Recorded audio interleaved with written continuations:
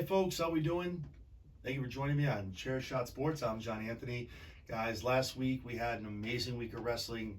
King and Queen of the Ring, AEW putting on Double or Nothing, the return of MJF, Ethan Page debuting NXT, and Jordynne Grace, the TNA Knockouts Women's Champion, making her return to WWE TV.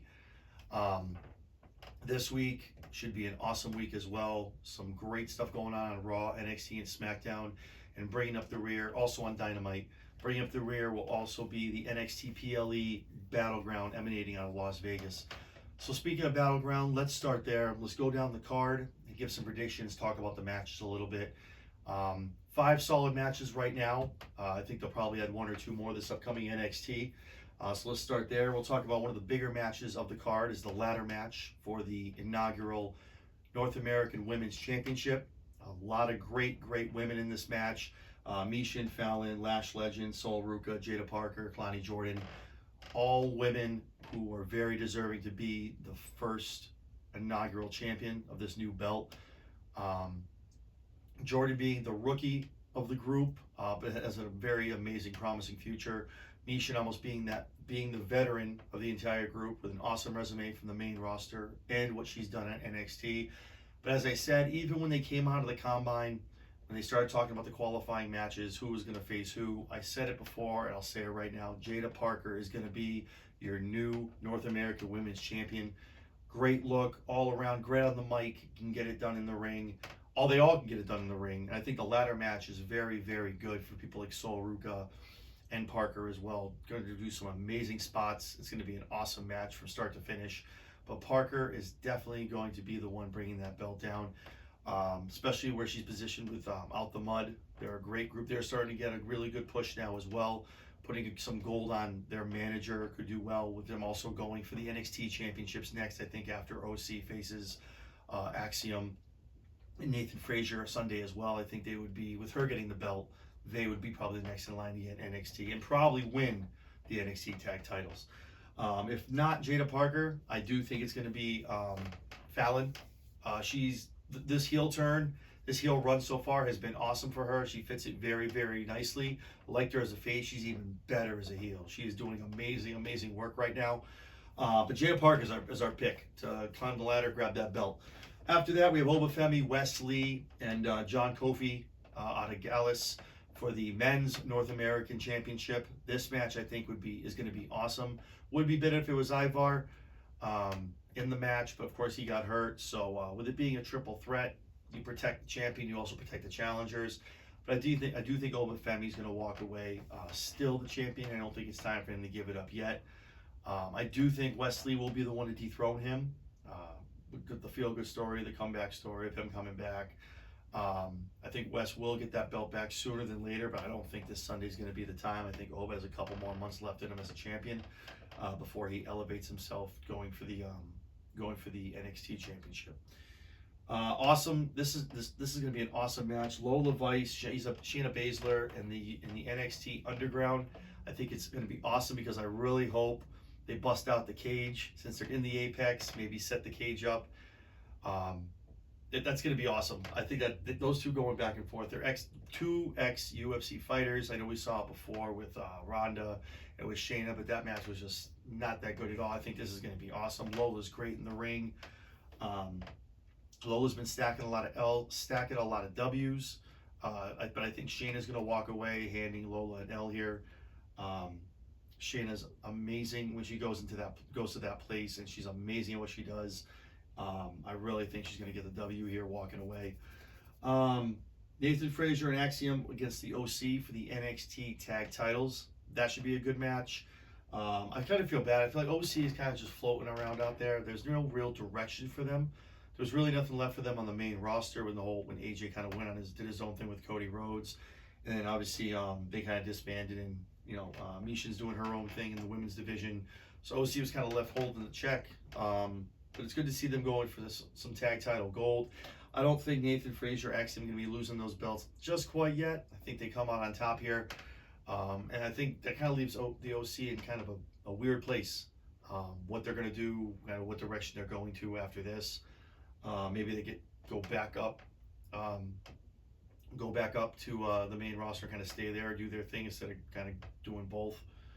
Um, Roxanne Perez and Jordan Grace for the NXT Women's Championship being the main event of this card is going to be amazing. TNA Women's Champion versus the NXT Champion for the NXT Women's Championship is going to be awesome. Jordan is amazing in the ring. Roxanne is great as well. I think this match is going to be exactly what it is being delivered. I think it's going to be, advertised. It's going to be awesome. Now, who do I think is going to win this match? Who I want to win? Let's start with the thing. Who I think is going to win? It's going to be Roxanne. Who I want to win, who my pick is going to be, it's going to be Jordan Grace. Because it makes sense to make her a double champ for right now. Because it has been announced. And I don't think it was done on accident. It's been announced that the next TNA pay-per-view, she will have a open challenge for the TNA Knockouts Championship. Now, it would make a lot of sense for her to beat Roxanne, take that belt, hold it around over on TNA television for a little bit, and then when her open challenge comes up, not necessarily saying it should be Roxanne, but I do think another young lady from NXT, probably one of the women that are in the ladder match for the North American Championship, maybe a Sol Ruca or Fallon maybe even, or a Mishin to go over and win the TNA Knockouts Championship and bring that back over to NXT. Again, it all really depends on how this partnership is shaping out between TNA and WWE. If it's for the long term, I think the best way to do this right now is to kind of cross-promote the titles on both brands. It's kind of what they did, obviously, when TNA was working with AEW. Kenny Omega had the belts on that brand, on AEW television, that would go on to Impact and do it there as well. But I think that's the best course. Jordan's the double champ for a little bit, builds the buzz, everyone in the wrestling world is talking, and then have someone come over and take the belt from her in her backyard on the TNA pay-per-view. So I think it's going to be a great card. I think they probably end up adding one or two singles matches. I think Ethan Page will probably get a match on the card. I think kind of it's a no-brainer. It's probably for him and Trick to go one-on-one for the NXT title. I think that would be good. Also, 5 matches for an NXT PLE card is definitely good. You want the matches to breathe, especially with a great ladder match there, and you want to tell the story of the women's match as well. You don't really want to rush anything or crowd the card, but I think maybe one more is on there. And if it's Trick Willie and it's Ethan Page for the NXT title, I'm not upset about it. So I think it's going to end up being a great PLE. NXT always delivers. Their matches always slap. Always great, A++ all the time. So speaking of Jordan Grace and TNA, this WWE TNA partnership, I think, could be something that could be amazing, not just for WWE and getting some more eyes on their product, but TNA as well, and getting a lot more WWE eyes on their product as well. With NXT moving over to the CW in October, I think this is perfect time to get some more eyes on the product when they're going to be kind of standing alone on their own 2 feet. They're not going to have Raw and SmackDown and stuff going on before or after them. It's them on the CW. They're the main show. They're the main wrestling show on the network. They're carrying the brunt of that. I think it's awesome that they start cross-promoting now. Some awesome names over in TNA. I talked about a little bit when we had a special edition Chair Shot Sports after Ethan Page debuted. Josh Alexander, Moose, some awesome tag teams over there. The women's division is awesome as well over in TNA. And with already a fantastic division of women over in NXT, you had some TNA, or you had some from WWE NXT over to TNA. Awesome stuff. Some matchups that would be amazing. But I think really you want to do it right. And if Paul and Sean are going to go this route, you want to kind of learn from how AEW kind of didn't screw the pooch on it or missed the boat. But it was just like every single week it was there. It was obviously Kenny was there with the belts and, all this other stuff going on every single week, every single show. Make it scarce. Like, I like the fact that we just turned the page into June and now we have Jordan coming onto WWE television again. The last time we saw her was in January. So you get a good 6 months there to let it kind of breathe and you kind of forget about her. Then she pops back up again. That's the way you really want to do it. You don't want to do also 2 or 3 times a year with a partnership, but you don't want to do it every week. Just find that happy medium. Not really looking to go down a road where, you know, TNA and NXT talent is going back and forth and winning titles over there, bringing them over to the other show. But definitely maybe a Worlds Collide pay-per-view with both companies. Obviously, we can't say Forbidden Door. It's already AEW's thing. Worlds Collide, which they already have. I forgot what does Jordan Grace call it, the Prohibited Portal, I think it is. I think that's the shirt she has. So that's cool too. But however you want to call it, however you want to make it up and how you want to dress it up. I think it's a great partnership for both. Obviously, it helps TNA out immensely, getting eyes on their product. And they have a great roster over there. Some Dolph Ziggler guy, I think that used AKA might be over there. But I think it would be great for both brands. A little bit of fresh blood coming over into WWE, hanging out at NXT level. And I've said it before, I've gone on record, I said it last week, NXT is going to be a viable third brand by the end of 2024. I'm telling you. And if the way to do it is to kind of cross-promote like this and get more people watching, then so be it. NXT will probably start taking it on the road. I mean, outside of Florida, stuff they were doing when they were the Black and Gold brand before they went to the NXT, Nickelodeon 2.0 stuff. See them getting involved in the draft in a couple of years, maybe even next year being on the CW. CW, I'm sure, is going to want to see a couple people, I'm sure, on there, a couple bigger names on that roster. So when you get called, it's you go over to NXT and that's it. So I think that'll be great for everybody. So enough about TNA, enough about WWE, enough about TNA, I should say. Speaking of TNA, I'm sorry, WWE and AEW, Swerve Strickland this past week was on a podcast and was quoted as saying he thinks this is the best time that AEW and WWE should kind of get together and collaborate. I know Tony Khan has gone on record before in the past saying that, you know, he thinks it would be great. It's something that WWE has never done before. This is also before a lot of the tweets started happening, a lot of the mudslinging between the two promotions started happening. Tony taking a lot of shots on Twitter at Paul, at Sean, at NXT in general when it was NXT AEW Wars on Wednesday nights before WWE went back to Tuesdays. So yeah, I think that would be really a good idea if it's done right. But that strictly has to be a one-off Forbidden Door kind of thing. I really couldn't see WWE and AEW, 2-3 times a year getting together, throwing matches, or having, John Moxley come back to WWE television, or having WWE guys going over to Dynamite. I just don't think that's really the way to do it, this crossover stuff. With that being said, obviously, talking about Jordan Grace, but a partnership being there, not just a one-off, hey, Tony, let's go ahead and send so-and-so over there because it makes sense for this. And so one-off, nothing to come of it, that kind of thing.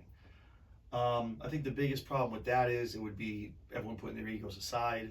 Would you have 10 matches, each side win 5? That way there's no winner of it, because obviously whoever wins that pay-per-view, it's just going to be a thing for months and months about how they're a superior brand because they're the ones who won the most matches that night, almost like a mini Survivor Series. Or bragging rights pay-per-view that WWE used to do. So Swerve was on the Bootleg Kev podcast. Read it right here.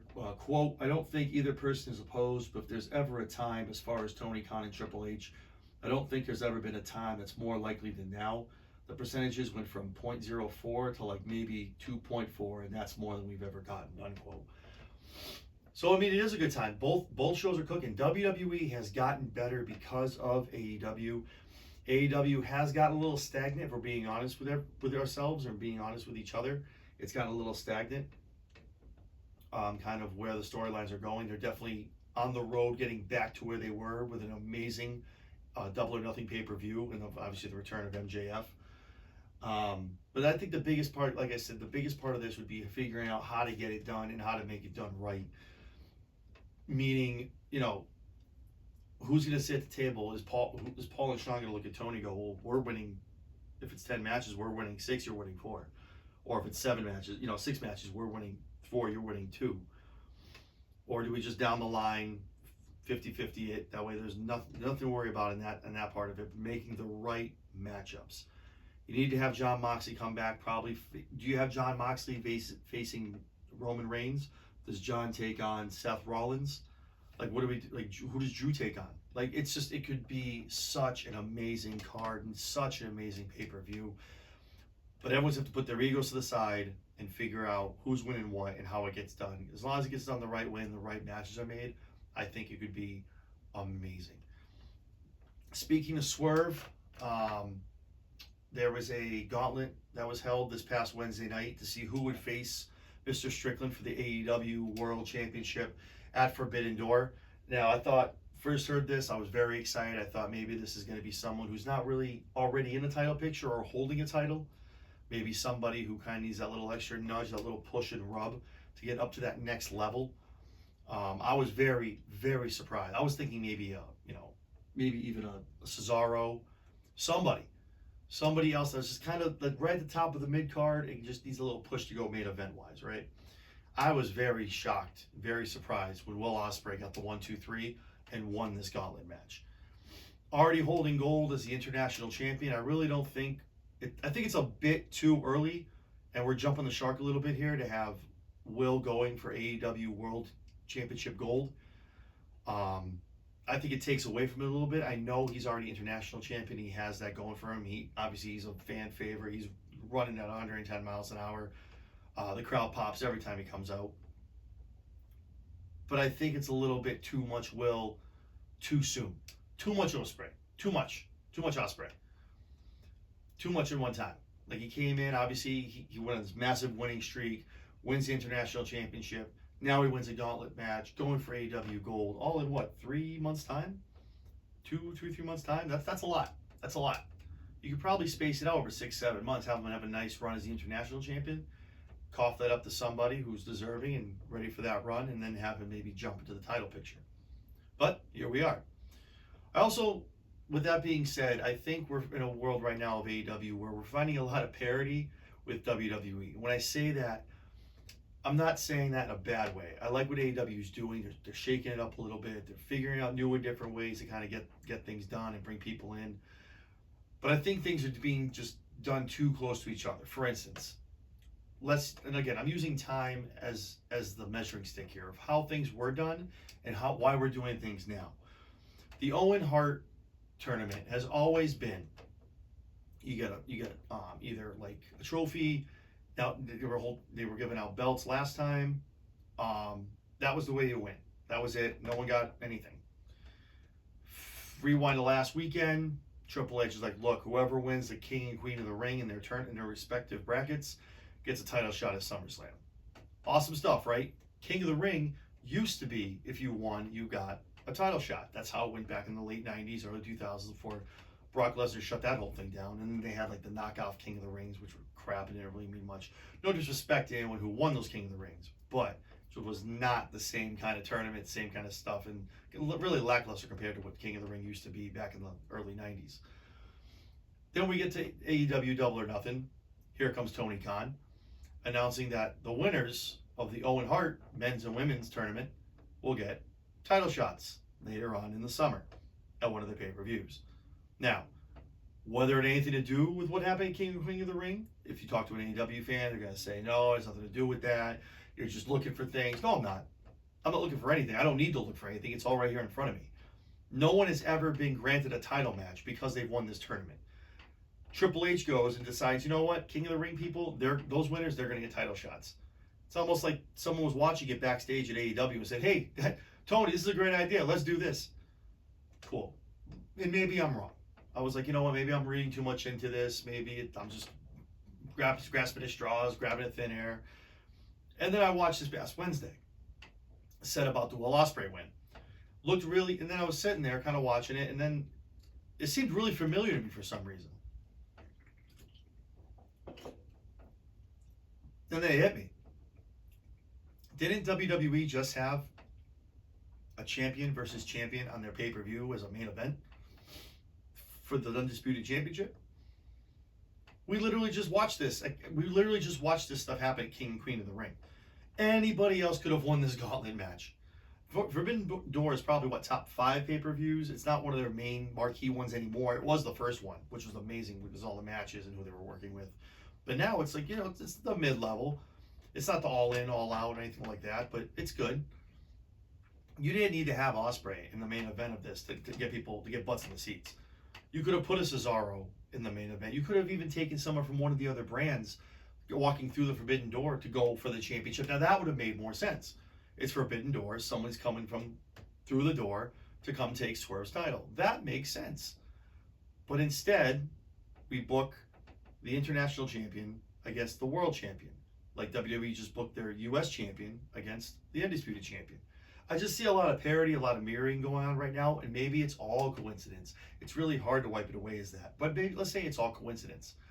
I just feel like if this is what we're doing, and again, wrestling is all about parody. It's all about how you market it and do it. There's only so many tournaments and match ideas that you can have. Obviously, Blood and Guts is almost just pretty much like a War Games, but the way they market it is amazing. Tony does a great job with that.